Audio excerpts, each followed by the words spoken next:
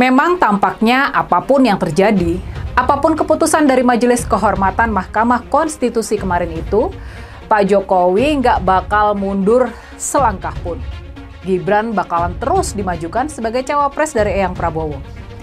Sebesar apapun gelombang penolakan terhadap pencawapresan Gibran yang sudah cacat hukum, yang mungkin bisa dikatakan juga sebagai pencawapresannya ilegal, Pak Jokowi nggak bakalan bergeming. Dia bakal maju terus, menerobos segala tantangan. Ya, begitulah sifat dari seorang Joko Widodo. Keputusan MK adalah bukti kalau Paman Anwar Usman sudah melakukan kecurangan yang menguntungkan keponakannya, yakni Gibran. Dengan informasi yang sudah sangat jelas soal siapa yang bermain di balik putusan kontroversial Mahkamah Konstitusi, bagaimana bisa Presiden Jokowi menganggap semua itu tidak ada? Mengajak semua orang buat move on dan mulai beradu program. Bagaimana mungkin kita menjalani pemilu ini dengan riang gembira kalau kita tahu aturan Pilpres sudah dicurangi dengan sedemikian gamblangnya? Putusan Majelis Kehormatan yang memberhentikan Anwar Usman, pamannya Gibran, dari kursi Ketua Mahkamah Konstitusi baru saja terjadi. Publik ribut dengan hasil putusan itu yang tidak sesuai harapan karena tidak memecat saja dengan tidak hormat Anwar Usman yang terbukti melakukan pelanggaran berat. Anwar Usman masih duduk di kursi Hakim Mahkamah Konstitusi meski kewenangannya sekarang dibatasi, yaitu tidak boleh mengadili apapun yang berbau pemilu termasuk Pilpres 2024 supaya tidak ada konflik kepentingan. Dan yang bikin sebal adalah Anwar Usman, pamannya Gibran dan iparnya Jokowi yang baru saja dipecat jadi Ketua Mahkamah Konstitusi. Bukannya mundur sebagai hakim, malah bikin konferensi pers curhat bahwa dia dizolimi, difitnah. Anwar Usman berakting sebagai orang yang tidak berdosa. Padahal sudah jelas bahwa Majelis Kehormatan menghukum dia karena pelanggaran berat yang dia lakukan. Anwar Usman seperti biasanya bawa-bawa nama Tuhan dalam pembelaannya. Seolah-olah Tuhan bisa dipolitisasi sesuai dengan kepentingan. Jijik kan? Memalukan sekali perilaku Anwar Usman yang dalam setiap pernyataannya dia selalu membawa-bawa nama Tuhan. Dengan pelanggaran etik berat itu, Anwar Usman dicopot dari jabatannya sebagai Ketua Mahkamah Konstitusi. Bukan cuma itu, Anwar Usman juga dilarang terlibat dalam proses persidangan MK yang akan mengadili perkara-perkara berkenaan dengan pemilu, pileg maupun pilpres. Paman Gibran ini dipecat karena dalam proses persidangan yang akhirnya meloloskan Gibran sebagai cawapres, Anwar terbukti setidaknya menurut Mahkamah Kehormatan terjadi atau melakukan pelanggaran etik. Pak Prabowo ini sudah pengalaman lah kalau soal kalah pilpres, berkali-kali kalah. Dan dia akan mencari segala cara agar bisa sekedar menjadi presiden. Cawapresnya adalah orang yang dalam prosesnya juga bermasalah. Memang bukan dia yang diberhentikan, tetapi pamannya yang mengetuk palu, yang membacakan keputusan, akhirnya dia bisa melenggang sebagai cawapres, juga diberhentikan dari jabatannya sebagai ketua MK. Hasil temuan survei terbaru kali ini adalah ternyata elektabilitas Prabowo Subianto justru semakin menurun ketika dipasangkan dengan Gibran. Bahwa Gibran masih terlalu muda dan masih belum cukup pengalaman untuk menjadi pejabat publik sekelas calon wakil presiden. Nah, selain itu juga karena adanya praktik politik dinasti terkait dengan keputusan Mahkamah Konstitusi ini yang menyebabkan penurunan elektabilitas Prabowo Subianto. Bo, ya sabar dulu lah, jangan mentang-mentang sebagai anak presiden kemudian mendapatkan karpet merah karena ada paman di MK dan segala etika dan moralitas itu tidak dijaga, itu diabaikan begitu saja.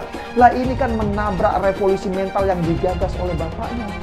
Dan bukankah selama ini Presiden Jokowi selalu berpesan agar memilih pemimpin itu yang berpengalaman dan lihat rekam jejaknya seperti apa? Bukankah itu selama ini pesan yang disampaikan oleh Presiden Jokowi? Ada sirup rasa jeruk dan durian, ada keripik rasa keju dan ikan, ada republik rasa kerajaan.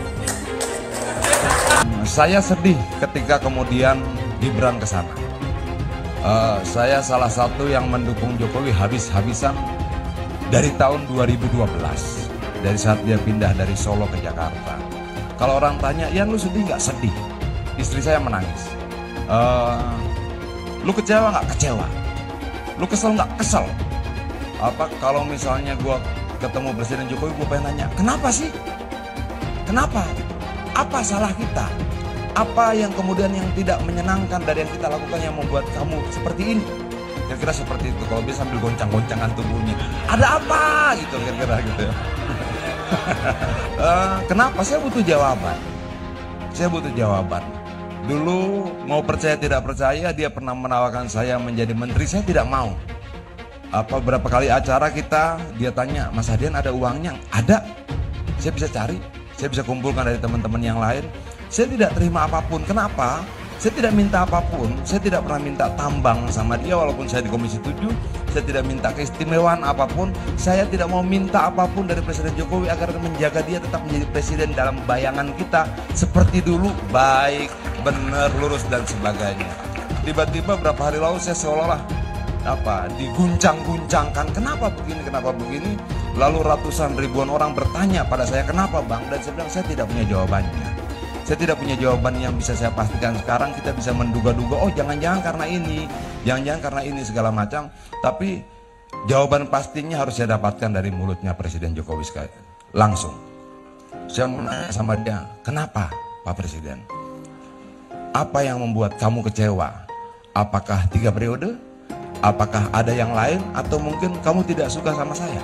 Atau apa?" Ya ngomong aja. Saya berterima kasih karena saya diberikan kesempatan hidup hari ini, di mana saya bisa kemudian menjadi bagian dari sebuah pertarungan bersejarah melawan menantu Soeharto dan anak Presiden Jokowi bersamaan.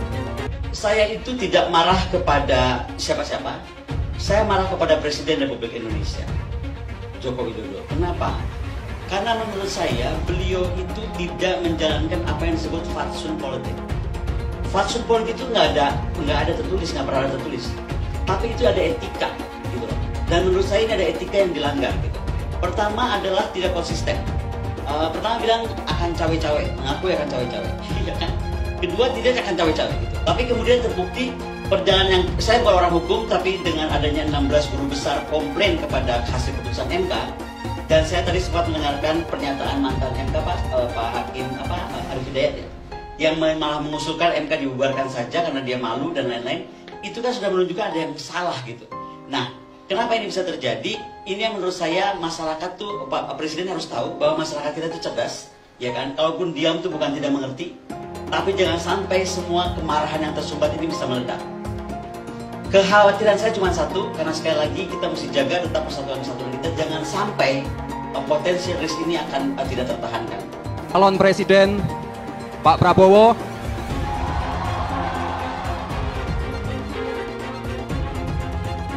tenang saja Pak Prabowo, tenang saja Pak, saya sudah ada di sini. Harusnya ditambahi juga, jangan cuma Mas Gibran aja yang ada di situ, tapi sebut juga ada Anwar Usman Pak Prabowo, paman saya yang ada di MK. Kalau undang-undang aja bisa kita custom, bisa kita modif, apalagi nanti cuma sekedar gugatan hasil pilpres. Nah, begitu baru pas. Saya suka nangis loh. Beliau tuh sampai kurus loh. Mikir kenapa? Mikir kita loh. Mikir rakyat loh. Nah, yang pasti kalau buat saya, dibandingkan misalnya Pak Gibran jadi maju gitu, Mas Gibran gitu ya. Ya saya pilih Ganjar sama Mahfud lah, karena lebih teruji kan. Anda jadi wali kota baru 2 tahun 3 tahun kan belum teruji juga. Ini ini urus negara loh, mau jadi presiden loh. Kalau Anda belum lengkap, belum pernah di legislatif, belum nasional ya maksudnya DPR. Kalau DPR kan belum ngerti nih pemerintahan seperti apa. Anda belum pernah di eksekutif yang tingkat provinsi, Anda nggak ngerti jadi presiden nanti. Ini bukan soal belajar-belajar coba-coba loh. Ini negara dipertaruhkan untuk 2045. Kita kan mau mencapai 100 tahun ini mau jadi apa? Kalau coba-coba, ini negara sebentar lagi 300 juta penduduk kita. Mana boleh kita kasih orang coba-coba. Saya tidak meremehkan anak muda ya. Anak muda bisa lebih kreatif gitu ya. Tapi bicara tata negara, harus mengerti konstitusi. Anda bukan hanya untuk berani untuk maju. Kalau cuma berani maju, banyak bisa kita pilih orang berani maju. Tapi yang lengkap dengan track record ini kan butuh waktu pembuktian. Saya pasti pilih Pak Ganjar, Pak Mahfud yang lebih pengalaman. Saya tidak mau anak cucu saya harus nunggu sekian tahun lagi. Pengalaman Jakarta gitu kan, nunggu lagi mundur. Males sudah. Jadi kita nggak usah coba-coba deh. Udah jangan dengerin janji-janji manis orang. Buktikan aja selama ini bagaimana. Anies Baswedan adalah yang terbaik dan banyak baik-baik sebagai calon pemimpin di negeri ini. Alam semesta memberikan dukungannya kepada kita. Hingga betapa besarnya dan betapa beratnya rintangan itu, insya Allah kita akan mampu melewati itu, saudara semuanya. Kita akan mampu melewati itu, dan insya Allah kita akan membawa kemenangan kepada pasangan kita ini. Pasangan kita, amin. Pasangan kita, amin. Insya Allah. Harus dicek betul, pernah nggak calon pemimpin kita, calon presiden kita ini memecah belah umat. Kalau punya jejak pernah memecah belah umat, jangan dipilih. Kita lihat apakah pemimpin kita, calon pemimpin kita ini ya pernah menggunakan agama sebagai alat untuk memenangkan kepentingannya atau tidak. Kalau agama diperalat untuk merebut kekuasaan, jangan dipilih. Sekali lagi, kalau ada calon pemimpin yang punya rekam jejak memperalat agama untuk kepentingan politiknya, jangan dipilih. Kalau kalian pendukung saya, haram hukum yang membawa isu sara. Haram hukum.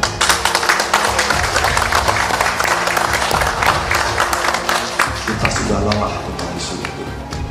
Kita menjadi bangsa yang terbelah.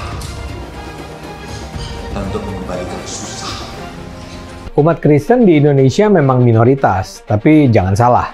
Umat Kristen akan memegang peran menentukan apakah Anies akan menang dalam Pilpres 2024. Kalau secara perlahan semakin banyak orang Kristen yang berpaling ke Anies, yang akan menang nantinya sangat mungkin Anies. Suara pemilih Kristen di Indonesia adalah sekitar ya 10% lah. Kalau ekstrimnya semua warga Kristen memilih Ganjar, artinya Ganjar akan mendapat tambahan 10% suara dan Ganjar akan menang. Nah, itulah saya katakan kekompakan suara pemilih Kristen akan menentukan.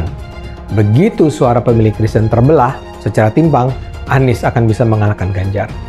Anies tahu jagoannya itu hanya akan menang kalau bisa memecah suara pemilih Kristen. Sekarang semua bergantung pada umat Kristen. Kekompakan pemilih Kristen akan menentukan apakah pada akhirnya Indonesia akan dipimpin Anies atau Ganjar. Elektabilitasnya Anies merosot ya seiring mulai terkuaknya kontroversi dari kepemimpinan Anies di Jakarta.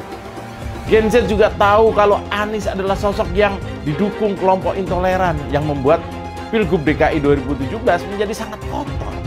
Politik identitas yang mengarah ke perpecahan seperti yang dikeluarkan pendukungnya Anies, yaitu Kadrun bin Kampret, kafir lah, laknat lah, PKI lah, ya cuma itu doang kemampuannya. Itulah pendukung Anies. Jangan pernah takut melawan Kadrun yang cuma pengen Indonesia hancur.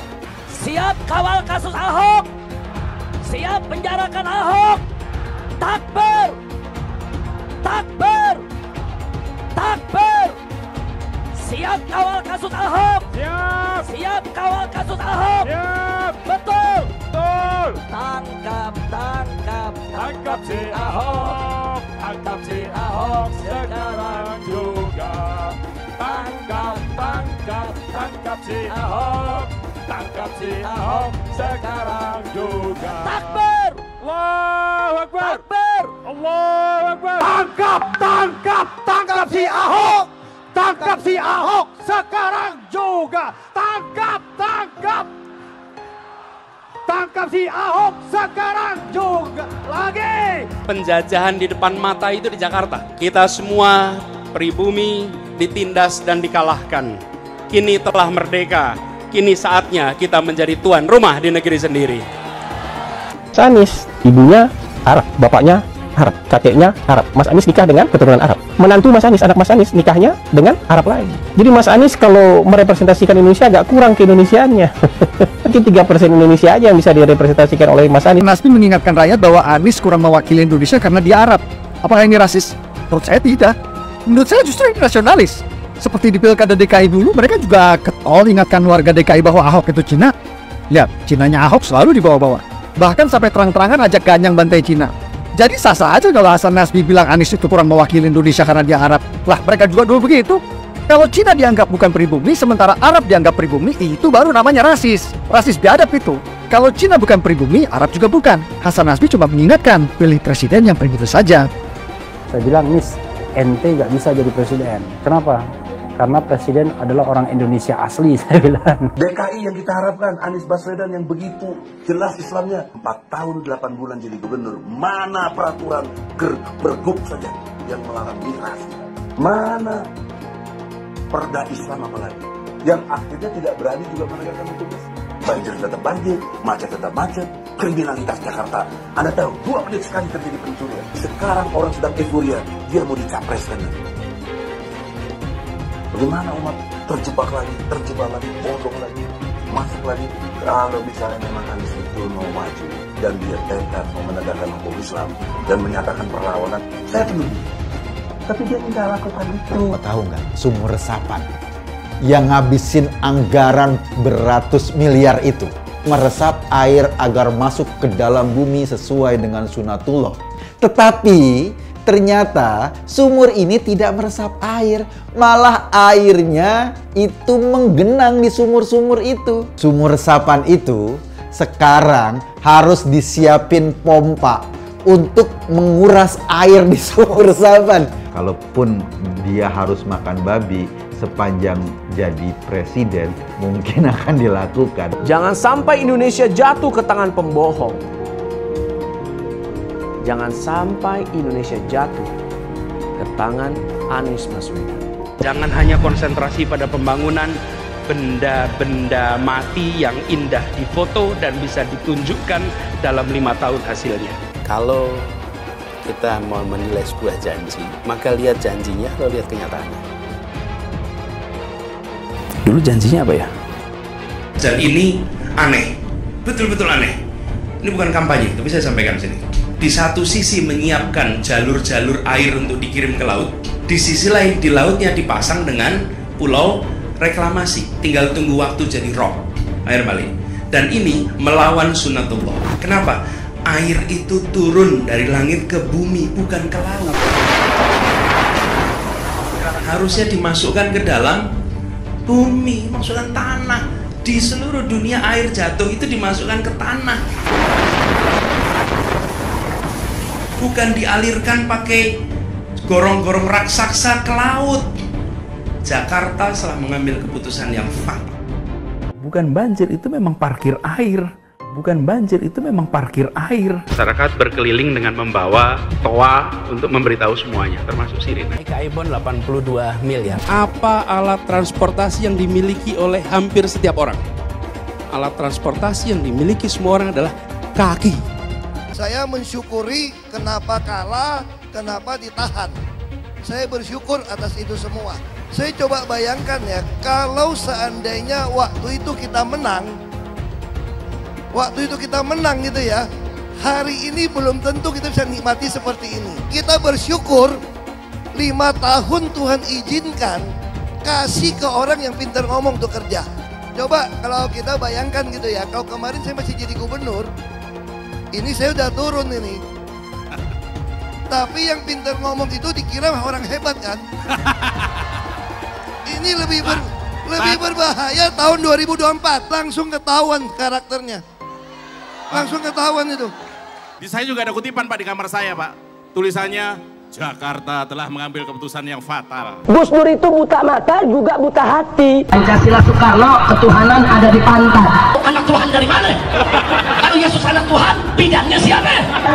Besok di seluruh wilayah Indonesia kami katakan dan Iblis hanya menggoda orang yang beriman. Makanya jarang-jarang orang kafir kerasukan setan. Yang kerasukan setan itu orang baik-baik. Jarang, saya belum pernah nengok Cina kerasukan setan. Pernah tak Ahok itu kerasukan setan? Enggak, setannya juga. Karena sesama setan dilarang saling menggoda. Karena di salib itu ada jin kafir. Karena di salib itu ada jin kafir.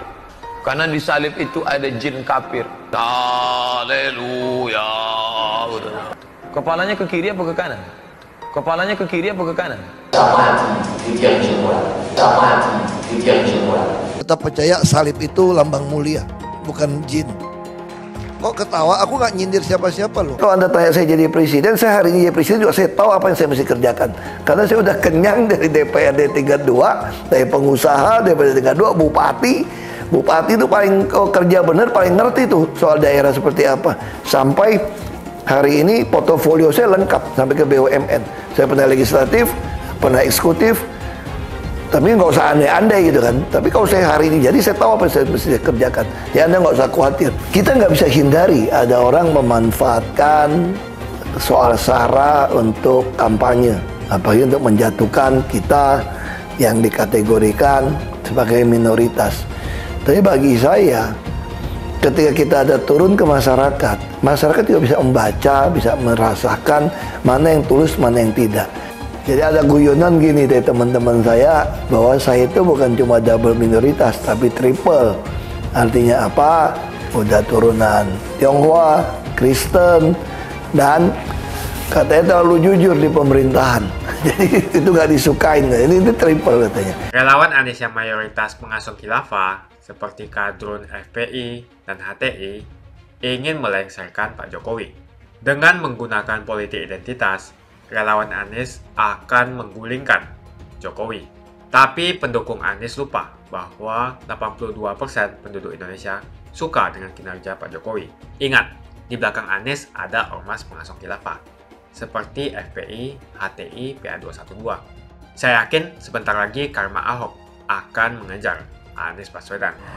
Kalau dasar hukum yang jadi pegangan buat dia maju sebagai cawapres terbukti cacat dalam pembuatannya, dibuat dengan melanggar standar etika hakim konstitusi, mestinya nggak ada pilihan buat Mas Gibran selain mundur dari pencawapresannya. Begitulah semestinya sikap seorang kesatria, seorang yang berakhlak. Begitulah seharusnya dia bertindak. Jangan memaksakan kehendak dan ambisi, sambil jumawa beranggapan kalau rakyat itu bodoh, nggak paham dan nggak peduli sama urusan pelanggaran moral dan hukum seperti ini. Memang tampaknya apapun yang terjadi, apapun keputusan dari Majelis Kehormatan Mahkamah Konstitusi kemarin itu, Pak Jokowi nggak bakal mundur selangkah pun. Gibran bakalan terus dimajukan sebagai cawapres dari Eyang Prabowo. Sebesar apapun gelombang penolakan terhadap pencawapresan Gibran yang sudah cacat hukum, yang mungkin bisa dikatakan juga sebagai pencawapresannya ilegal, Pak Jokowi nggak bakalan bergeming. Dia bakal maju terus, menerobos segala tantangan. Ya, begitulah sifat dari seorang Joko Widodo. Menurut KPU, ini menurut aturan Komisi Pemilihan Umum ya, nama bakal capres dan bakal cawapres yang sudah didaftarkan ke KPU masih bisa diubah. Batas waktunya sampai dengan tanggal 13 November nanti. Jadi pasca putusan Majelis Kehormatan Mahkamah Konstitusi yang membuktikan kalau putusan MK yang jadi dasar Mas Gibran buat maju jadi cawapres sudah diintervensi, sudah melanggar aturan main, jadi masih ada waktu sampai dengan hari Senin tanggal 13 November buat Mas Gibran mundur dari pencalonan. Ya, ini kalau Mas Gibran punya hati nurani ya, punya etika dan punya moral loh. Padahal keputusan Majelis Kehormatan Mahkamah Konstitusi kemarin itu sudah membuat semuanya terang benderang. Ini adalah konfirmasi Ini adalah bukti kalau di Mahkamah Konstitusi memang sudah terjadi kecurangan. Keputusan MK adalah bukti kalau Paman Anwar Usman sudah melakukan kecurangan yang menguntungkan keponakannya, yakni Gibran. Jangan dipikir yang dipikirkan rakyat cuma ekonomi belaka, cuma mencari cuan. Jangan beranggapan kalau pembagian bansos yang masif oleh pemerintah bisa membeli suara. Jangan dipikir rakyat bakal tutup mata terhadap pelecehan lembaga hukum seperti yang sudah terjadi pada Mahkamah Konstitusi. Percayalah, rakyat tidak bodoh, rakyat tidak apatis, dan rakyat tidak akan tinggal diam. Bocoran-bocoran di media, kita paham kalau yang melakukan intervensi adalah orang-orang di sekeliling Presiden Jokowi. Mereka adalah all the president's men-nya Pak Jokowi.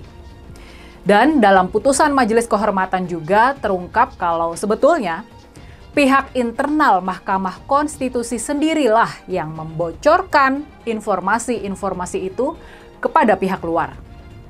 Dan yang lebih parah lagi nih, di amar putusan Majelis Kehormatan juga disebutkan kalau Paman Anwar Usman terbukti dengan sengaja membuka intervensi pihak luar. Membuka intervensi dari luar. Inilah pelanggaran berat yang dilakukan oleh Paman Anwar Usman. Soal siapa yang melakukan intervensi memang tidak disebutkan di dalam amar putusan tersebut. Tapi rasa-rasanya kita semua tahu ya siapa yang sebetulnya melakukan intervensi.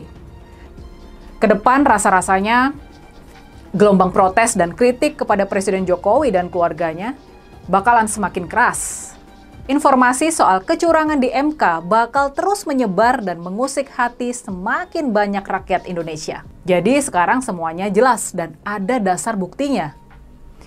Berita-berita di media kalau intervensi dilakukan oleh orang-orang di sekeliling Presiden Jokowi adalah benar adanya dan sumber informasinya adalah dari dalam Mahkamah Konstitusi sendiri. Lalu dengan informasi yang sudah segamblang ini, kemana arah semua permainan ini akan berujung?